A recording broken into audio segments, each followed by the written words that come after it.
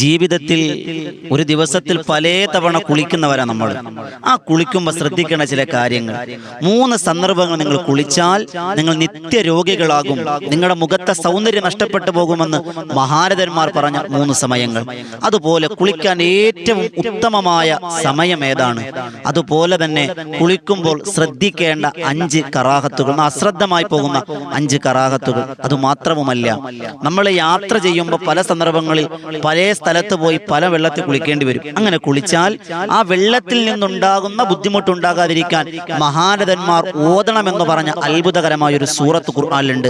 അങ്ങനെ തുടങ്ങി കുളിയുമായി ബന്ധപ്പെട്ട അത്ഭുതകരമായ ചില അറിവുകളെ പറ്റിയാണ് ഇന്ന് നമ്മൾ ചർച്ച ചെയ്യുന്നത്. അള്ളാഹു കേൾക്കുവാനും പറയുവാനും ജീവിതത്തിൽ പ്രാവർത്തികമാക്കുവാനും തൗഫീഖ് നസീബാക്കി തന്നെ അനുഗ്രഹിക്കുമാറാകട്ടെ.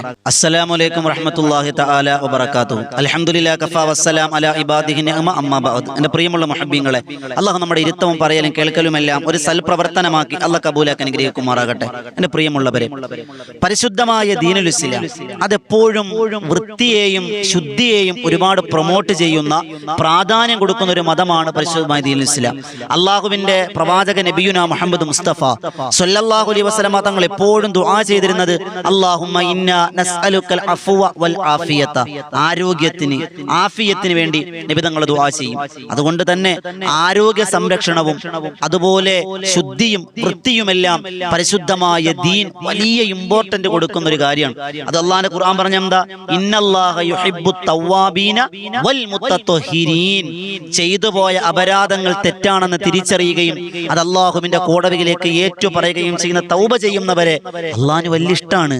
അതോടൊപ്പം ശരീരത്തിലെ വൃത്തി സൂക്ഷിക്കുന്നവരെയും അല്ലാഹുവിന് വലിയ ഇഷ്ടമാണെന്ന് പരിശുദ്ധമായ ഖുർആൻ. ഇവിടെ നമ്മുടെ ചർച്ചാ വിഷയം വൃത്തിയെ പറ്റിയാണ്. നമ്മളൊക്കെ കുളിക്കുന്നവരാണ്. മഹാരഥനാകുന്ന യാഫഈമ പറയുന്നതായി ഇമാമുന ഗസ്സാലി റഹ്മത്തുള്ളാഹി അലൈഹി യഹ്യ ഉലൂമുദ്ദീൻ എന്ന ഗ്രന്ഥത്തിൽ കാണാം, ആരോഗ്യ സംരക്ഷണത്തിന് 3 കാര്യങ്ങൾ വളരെ പ്രധാനമാണ്. എന്റെ ശബ്ദം ശ്രവിക്കുന്നവർ 3 കാര്യങ്ങൾ ജീവിതത്തിൽ ചേർത്തു പിടിച്ചാൽ ആരോഗ്യ ദൃഢഗാത്രരായി ശരീരത്തിന്റെ ബുദ്ധിമുട്ടുകളും പ്രയാസങ്ങളൊന്നും ഇല്ലാതെ രോഗികളാകാതെ ശരീരത്തിന്റെ ക്ഷമത വർദ്ധിപ്പിക്കാൻ, ഇമ്മ്യൂണിറ്റി പവർ എന്ന് പറഞ്ഞാൽ പ്രതിരോധ ശക്തി വർദ്ധിപ്പിക്കാൻ കഴിയുന്ന 3 കാര്യങ്ങളുണ്ട്. ഒന്ന്, മഹാരഥൻ പറയുന്നത് കുളിയുടെ എണ്ണം കൂട്ടുക. നിർബന്ധമായ കുളിയല്ല, നമ്മൾ നിർബന്ധമായ കുളിയുടെ കാര്യമില്ല, സുന്നത്തായ കുളികൾ അധികരിപ്പിക്കുന്നവരുടെ ആരോഗ്യം വർദ്ധിക്കും. രണ്ടാമത്തത് സുഗന്ധം പൂശൽ. നമ്മുടെ ശരീരത്തിൽ വസ്ത്രത്തിൽ സുഗന്ധം പൂശുക. ഉമ്മമാരെ സംബന്ധിച്ചിടത്തോളം വീട്ടിൽ നിൽക്കുമ്പോൾ സുഗന്ധം പൂശാം, പുറത്തു പോകുമ്പോഴല്ല, വീട്ടിനകത്ത് നിൽക്കുമ്പോൾ നിങ്ങൾക്ക് സുഗന്ധം പൂശാം, ആരോഗ്യക്ഷമത വർദ്ധിക്കും. മൂന്നാമത്തത് ലിനൻ വസ്ത്രം ധരിക്കുക. ലിനന്റെ വസ്ത്രം ധരിച്ചാൽ ശരീരത്തിന് ആരോഗ്യം വർദ്ധിക്കുമെന്ന് മഹാരഥനാകുന്ന യാഫഈമ പറയുന്നതായി ഇമാമുന ഗസ്സാലി റഹ്മത്തുള്ളാഹി അലൈഹി. അപ്പൊ നമ്മൾ ഇന്നത്തെ ചർച്ചാ വിഷയം ഒന്നാമത്തെ കാര്യമാണ് കുളിയുടെ വിഷയമാണ്. കുളി നമ്മൾ പലപ്പോഴും രാവിലെ കുളിക്കും, ഉച്ചയ്ക്ക് കുളിക്കും, വൈകുന്നേരം പല സമയത്ത് കുളിക്കുന്നവരുണ്ട്. എന്നാൽ 3 സമയത്ത് നമ്മൾ കുളിക്കാൻ പാടില്ല. ഈ 3 സമയത്ത് നിങ്ങൾ കുളിച്ചാൽ നിങ്ങൾ രോഗികളാവും. അതേതാണെന്ന് നമ്മൾ പഠിക്കാൻ പോകുന്നത്. അങ്ങനെ കുളിക്കുമ്പോൾ അള്ളാഹു തലവേദന പോലെയുള്ള ബുദ്ധിമുട്ടുകളും പ്രയാസങ്ങളും തരുമെന്ന അനുഭവങ്ങളിലൂടെ മഹാരഥന്മാർ എഴുതി വെച്ചിരിക്കുന്ന അത്ഭുതകരമായ ചില കാര്യങ്ങളുണ്ട്. ഒന്നാമത്തത്, മഗ്‌രിബിന് തൊട്ട് മുമ്പ് നമ്മൾ കുളിക്കാൻ പാടില്ല. മഗ്‌രിബിന്റെ തൊട്ട് മുമ്പ് നമ്മൾ കുളിക്കാൻ പാടില്ല. നമ്മൾ എന്ത് ചെയ്യും? ആ സമയത്താണ് കുളിക്കുക. അസറിന്റെ ജോലികളെല്ലാം കഴിഞ്ഞ് മുറ്റമൊക്കെ അടിച്ച് സഹോദരിമാരെ സംബന്ധിച്ച് ആ സമയത്ത് ഒരു കുളിയുണ്ട്. മക്കളെ സംബന്ധിച്ചിടത്തോളം പോയി ക്രിക്കറ്റൊക്കെ കളിച്ച് ഫുട്ബോളൊക്കെ കളിച്ച് ക്ഷീണിച്ച് വന്നിട്ട് ആ സമയത്തൊരു കുളി ഉണ്ട്. ആ സമയത്ത് കുളിക്കല് നല്ലതല്ല. ഒന്നാമത്തെ മഗ്‌രിബിന് തൊട്ട് മുമ്പാണ്. രണ്ടാമത്തത് ഇശാ മഗ്‌രിബിന്റെ ഇടയിൽ നിത്യമായി കുളിക്കരുത്. ഒരു അത്യാവശ്യം വന്നു മഗ്‌രിബിന് തൊട്ട് മുമ്പ് ഒരു ദിവസം കുളിക്കാൻ പ്രശ്നമില്ല. അതല്ല ഇനിയിപ്പോൾ ജനാപത്തായി, ഉസ്താദ് പറഞ്ഞു മഗ്‌രിബിന് തൊട്ട് മുമ്പ് കുളിക്കാൻ പാടില്ല, അങ്ങനെ ഇരുന്നോട്ടെ എന്ന് ചിന്തിക്കരുത്. നിർബന്ധമായി കുളിക്കാൻ അവിടെ സമയമേ ഇല്ല, എപ്പോഴും കുളിക്കാം. ഇത് വെറുതെ കുളിക്കേണ്ട കാര്യത്തെ പറ്റിയാണ്.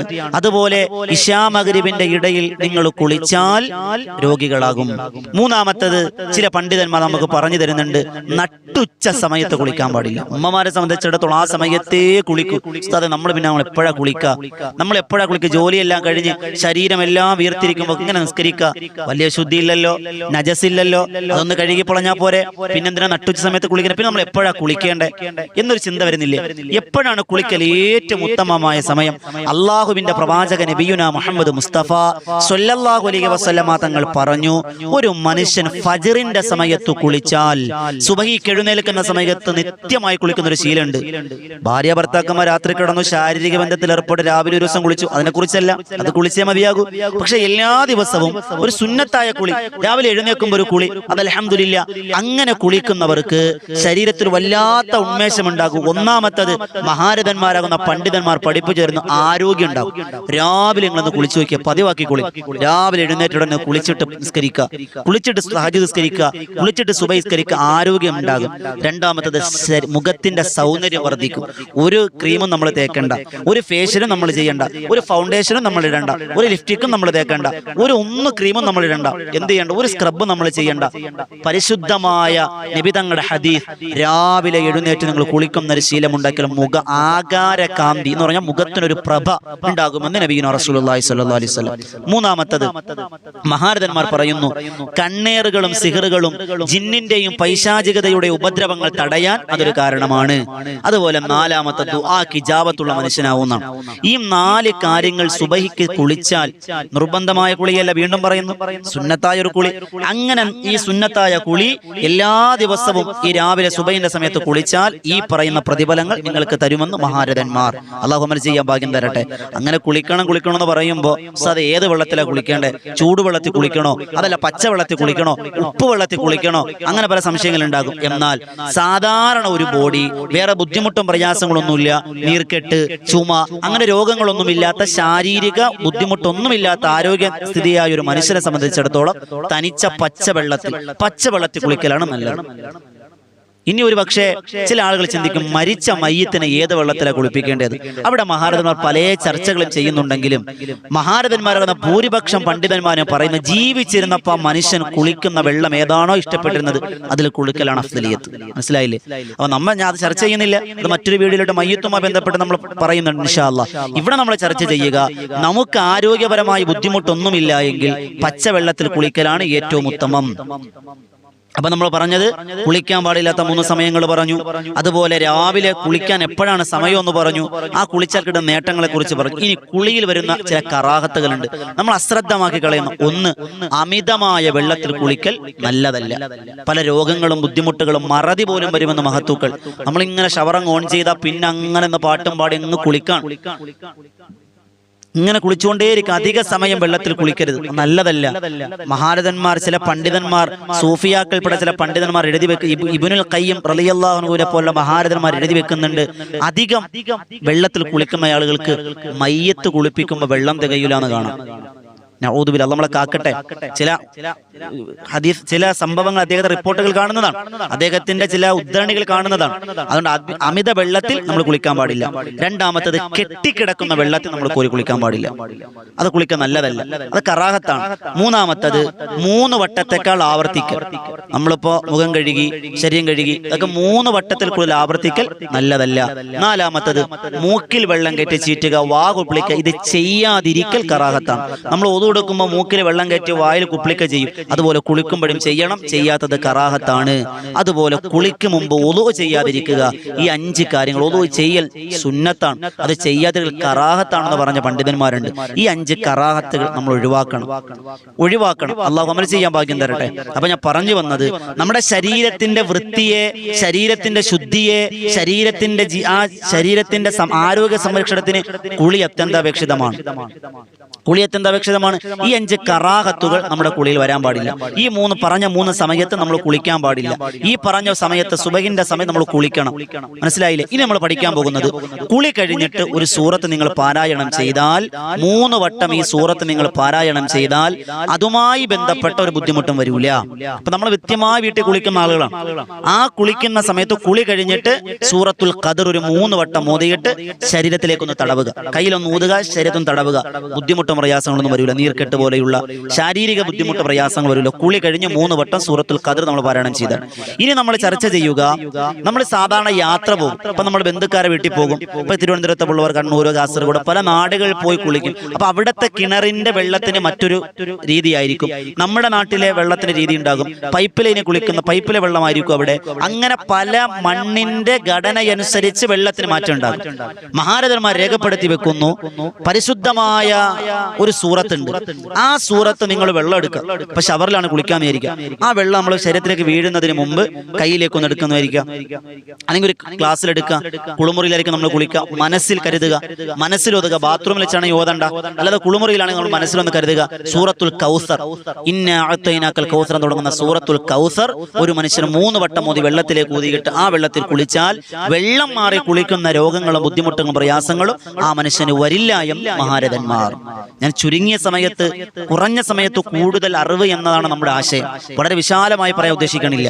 വേഗത്തിൽ കാര്യങ്ങൾ മാത്രം പറഞ്ഞു പോവുക എന്നുള്ളതാണ്. അതുകൊണ്ടാണ് വേഗത്തിൽ പറഞ്ഞു പോവുക, വിശദീകരിക്കുന്നില്ല. അപ്പൊ നമ്മളൊന്ന് പറഞ്ഞത്, എപ്പോഴാണ് കുളിക്കേണ്ടത്, ഏത് വെള്ളത്തിലാണ് കുളിക്കേണ്ടത്, കുളിക്കാൻ പാടില്ലാത്ത 3 സമയങ്ങൾ ഏതൊക്കെയാണ്, കുളിയിൽ വരുന്ന 5 കറാഹത്തുകൾ ഏതൊക്കെയാണ്, അതുപോലെ വെള്ളം സ്ഥിരമായി കുളിക്കുന്നവർ ആ കുളി കഴിഞ്ഞാൽ ഓതേണ്ട 3 തവണ ഓതേണ്ട ഒരു സൂറത്തുണ്ട്. അതുപോലെ വെള്ളം മാറി കുളിക്കുന്നവർ, മറ്റുള്ള സ്ഥലങ്ങളിൽ പോയി കുളിക്കുന്നവർ ഓതേണ്ട സൂറത്ത്, ഇങ്ങനെ തുടങ്ങിയുള്ള നമുക്ക് നിത്യജീവിതത്തിൽ ഉപയോഗപ്രദമായ ചില അറിവുകളാണ് നമ്മൾ ചർച്ച ചെയ്തത്. അല്ലാഹു റബ്ബ് സുബ്ഹാനഹു വ തആല നല്ലത് പഠിക്കുവാനും പകർത്തുവാനും പ്രാവർത്തികമാനും തൗഫീഖ് തന്ന് അനുഗ്രഹിക്കുമാറാകട്ടെ. ഇൻഷാ അല്ലാഹ് ഇതുപോലെയുള്ള ഉപകാരപ്രദമായ അറിവുകൾക്ക് കുറഞ്ഞ സമയത്തിൽ കൂടുതൽ അറിവുകൾ എന്ന ആശയവുമായി വോയിസ് ഓഫ് ഷഫീഖ് ബദരി നിങ്ങളിലൂടെ സഞ്ചരിക്കുകയാണ്. അൽഹംദുലില്ലാഹ് നിങ്ങളെല്ലാം ഏറ്റെടുക്കുന്നത് പോലെ നിങ്ങളെല്ലാവരും ഈ വീഡിയോ ഏറ്റെടുക്കുക, ഈ ചാനൽ ഏറ്റെടുക്കുക, സബ്സ്ക്രൈബ് ചെയ്യുക, ഈ അറിവ് മറ്റുള്ളവരിലേക്ക് എത്തിച്ചു കൊടുക്കുക. ഒരാൾ നമ്മൾ കാരണം അമൽ ചെയ്താൽ അതിന്റെ കൂലി നമുക്ക് കിട്ടും. ഓരോ അറിവും സ്വതക്കയാണ്. അതുകൊണ്ട് വോയിസ് ഓഫ് ഷഫീഖ് ബദരി എന്ന ചാനൽ നിങ്ങൾ എല്ലാവരും സബ്സ്ക്രൈബ് ചെയ്ത് മറ്റുള്ളവരിലേക്ക് എത്തിച്ചു കൊടുക്കുക. അള്ളാഹു സ്വീകരിക്കുമാറാകട്ടെ. രാവിലെ ഇതുപോലെ ഉപകാരപ്രദമായ ഒരു വീഡിയോ, അതുപോലെ രാത്രി മറ്റൊരു വീഡിയോ, വൈകുന്നേരം മറ്റൊരു വീഡിയോ, 2 വീഡിയോ നിങ്ങളിലേക്ക് എത്തുന്നുണ്ട്.